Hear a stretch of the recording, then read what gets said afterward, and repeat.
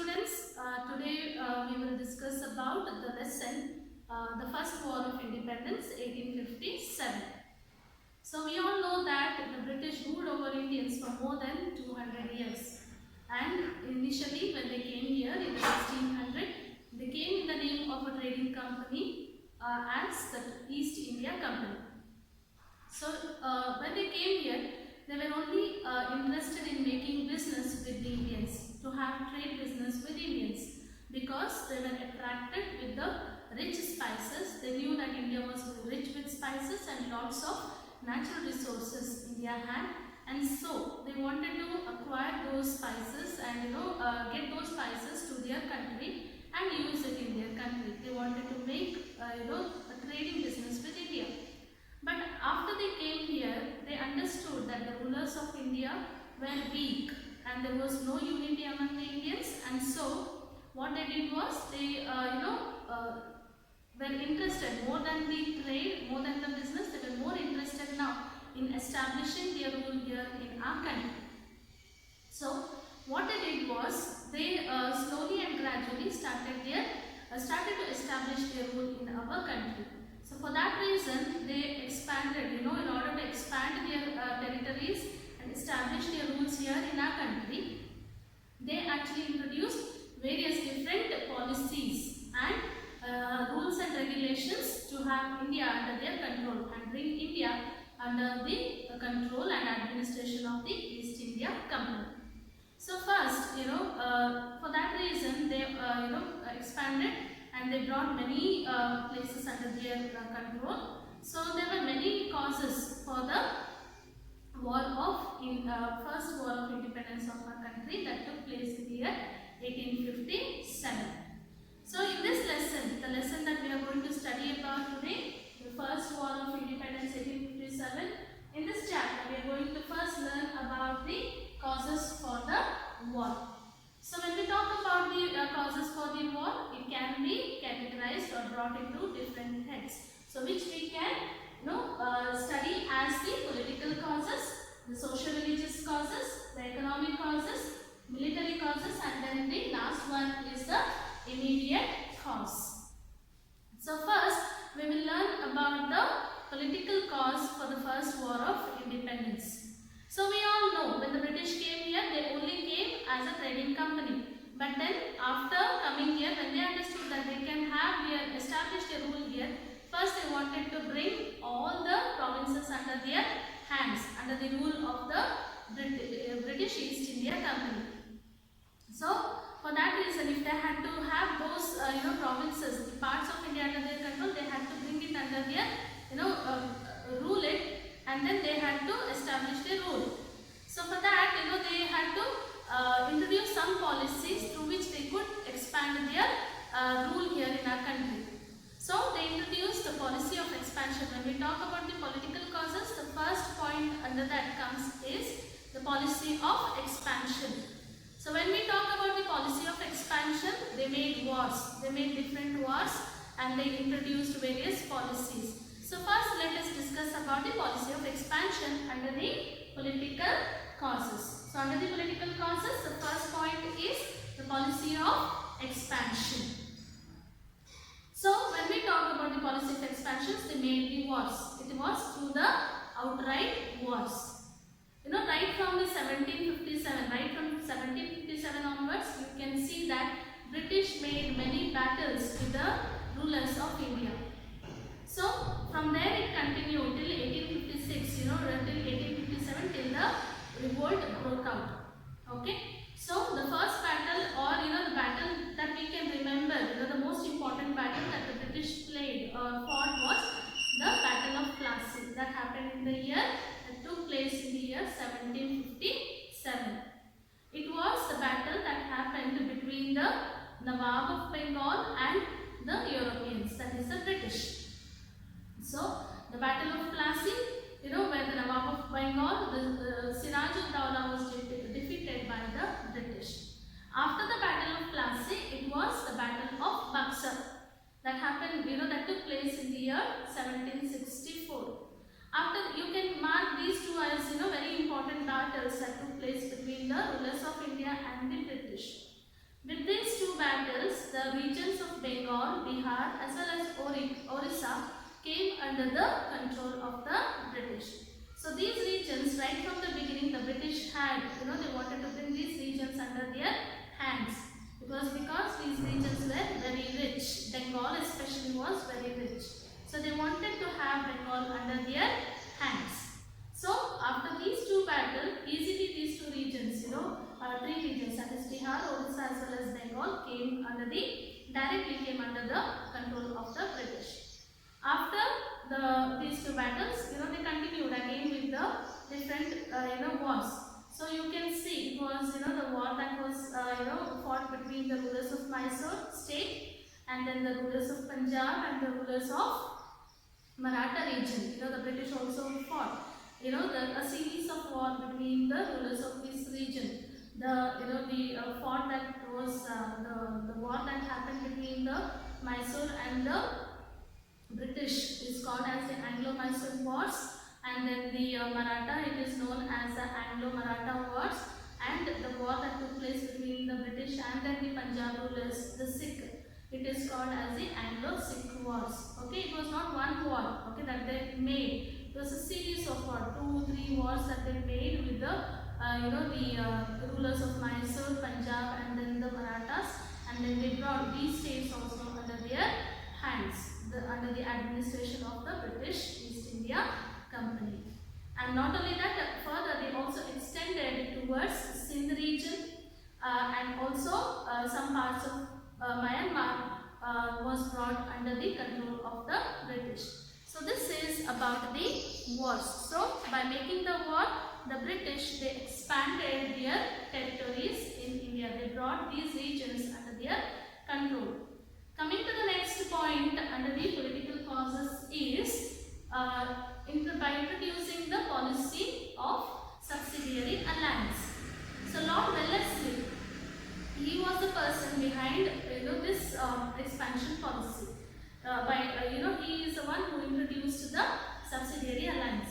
According to this subsidiary alliance, the British, they gave an opportunity to the Indian rulers that they will help the Indian rulers.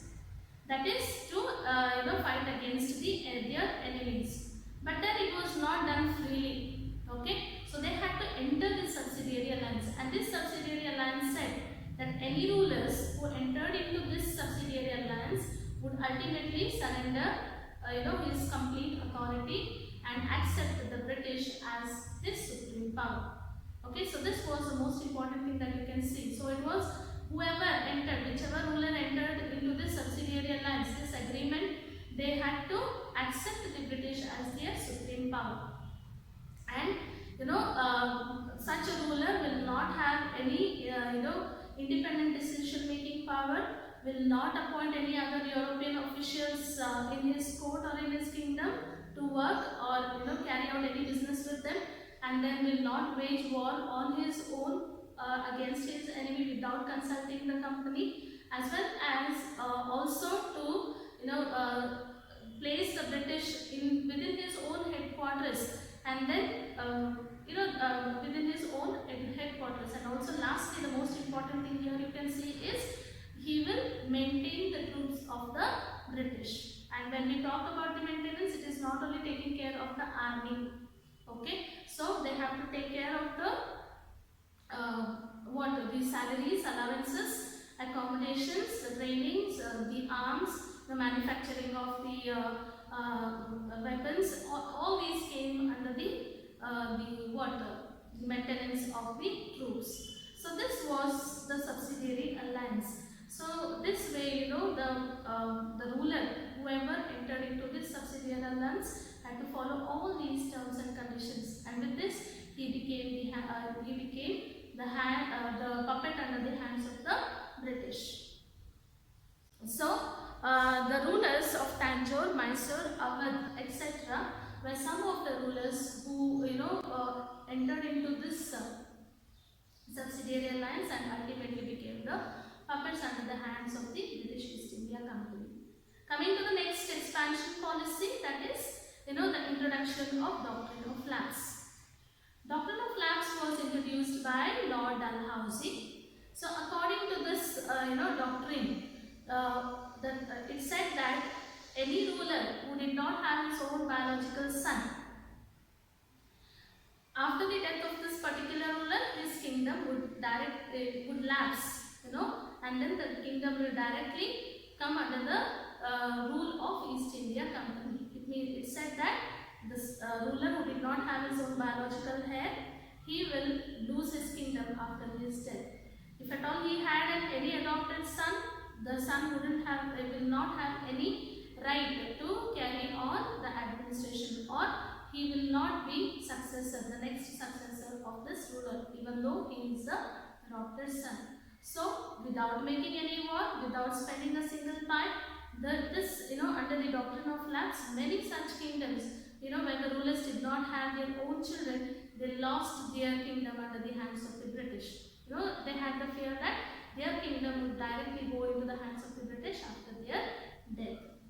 So this is how the doctrine of lapse actually helped the British easily get many parts of India under their hands. So this is one of the expansion policy that was introduced by Lord Dalhousie, and the regions of Satara, Jaipur, Jhansi, Sambalpur, Udaipur, Nagpur, etc. All these regions were subjected to the doctrine of lapse. Coming to the next point is on the pretext of alleged misrule. Alleged misrule means it is maladministration of a ruler. So the ruler was removed from his position, saying that he is incapable and unfit to carry on the administration, and he was dismissed from his position. So the Nawab of Awadh, he actually came under this kind of a policy. So he was dismissed and removed from his position, posing him as a ruler who is unfit to carry out the administration. So with this, many people who were dependent on the ruler or and the British, they took away the kingdom under their rule. And after they had the control of Awadh region under their hands, they dismissed all the people, employees of this Nawab, whoever were dependent on him. So it was like the soldiers, it was the zamindars, it was the nobles, it was the landlords, whoever were employed under this Nawab, under this kingdom, they were all removed from their positions. So this actually was very sad, and then many soldiers were unhappy with such a treatment by the British, because Awadh was the region where many soldiers from this region actually joined the British troops. More than 75,000 soldiers who were serving the British troops came from the Awadh region. So they were unhappy with such kind of a treatment of the British for their motherland or their state. So they were unhappy with the British, and they were waiting for a chance to go against the British. And coming to the second political cause. See, now we discussed only the first political cause, under the policy of expansion. It was by making outright wars, the British, they brought many kingdoms under their control, and by introducing doctrine of lapse and subsidiary alliance, many kingdoms they expanded their territories. And lastly, it is, Awadh was brought by, showing that, or by declaring that the ruler, the Nawab of the Awadh was, unfit to carry the administration. So based on the pretext of alleged misrule, okay, on the pretext of alleged misrule, the Awadh was brought under the control of the British. So this is the expansion policy of expansion. And the second point that comes under the political causes is disrespect that was shown to Bahadur Shah. Bahadur Shah, he was a Mughal ruler, okay, and when the uprising the revolt actually happened, he was declared as the Emperor of India. Okay, that comes later, but before that, he was Bahadur Shah Zafar, he was the last Mughal ruler. So he was a pensioner under the British. So when Delhi was taken by the British, taken under the hands of the British East India Company, he was not allowed to take care of the administration. So he was pensioned by the British. Okay, he was a pensioner, and then here what happened is that in the year 1849, Lord Dalhousie, he announced that the next successors of Bahadur Shah would not be permitted to stay or use the Red Fort as their palace. They had to shift from that region somewhere near Qutub Minar. So they were not allowed to stay there in Red Fort and use it as their palaces. And in the year 1856, Lord Canning, he also made an important announcement that the coins that were minted earlier, there were the coins, those were minted, had the names of the Mughal rulers, okay, when the Mughal rulers were ruling. But what announcement he made was the coins would not have any more names, and then that would be taken away. And also he made an announcement, important announcement, that the imperial titles, the titles will not be given to the successors of Bahadur Shah. Okay, so they will not be given any more titles as an emperor or the ruler or the king or nawab. That titles wouldn't be given to them. They will be just a mere princes. Okay, so this was the important announcement that was made by Lord Canning. You can see. So this is how disrespect was shown to Bahadur Shah. Okay, first is the coins those were minted, his names were removed away from those coins, or any other Mughal rulers' coins will not be minted. And secondly, Lord Dalhousie, he said that the successors of Bahadur Shah will no more use the Red Fort as their palace, and they have to shift near the place near the Qutub Minar.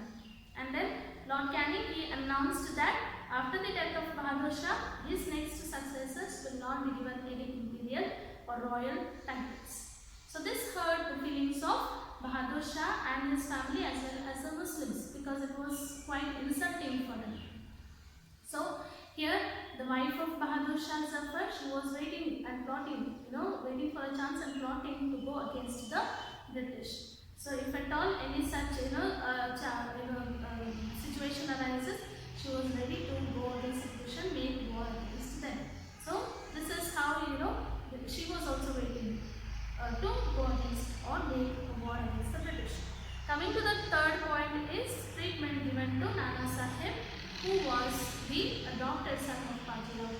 Even he was not given the same pension, okay, like how Bajirao II was getting the pension. Here Nana Sahib was refused by the British. They said that they will not give him any pension. So he had to leave his place and then go far away from his family's seat and then stay somewhere near Pune. So he was also hurt by such a ill treatment of the British and waiting for a chance to go against the British. And lastly, here you can see the last point here is absentee sovereignty of the British. So the British actually were not here ruling directly.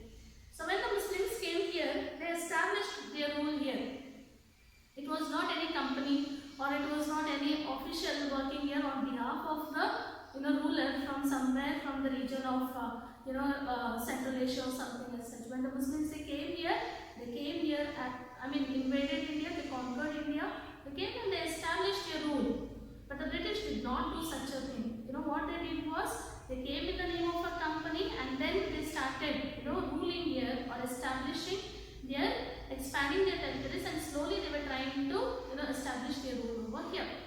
Okay, and then they were following the instructions given by the British Crown right from England. So this is, this was here, there was no presence of the ruler directly here in the country. So it was the British were only interested in draining the wealth of India. So to take the wealth from India and then make their regions rich. Okay, so they only this way they were actually taking away the resources of our country and making their own profits. But when compared, when the Muslim rulers came here, they also made, they introduced many development and the development programs for the Indians and so on. Okay, but the British when they came here, they did not do such things. They were only interested in taking away the wealth of our country. So the absence of a ruler or direct rule, the crown here, that was a reason for the revolt or first war of independence. You can say that was a reason for the political reason or political causes for the first war of independence. So this way there are 4 points that you can see under the political cause. One is the expansion policies, that is through outright wars. Under the expansion policy, outright wars, subsidiary lands, doctrine of lands, and taking the territory or the province by alleging that the ruler is incapable of ruling. The second point that comes here under the political causes is disrespect shown to Bahadur Shah Zafar, and then also ill treatment of Nana Sahib, as well as absentee sovereignty of the British. All these were the first political cause for the all these were the political causes for the First War of Indian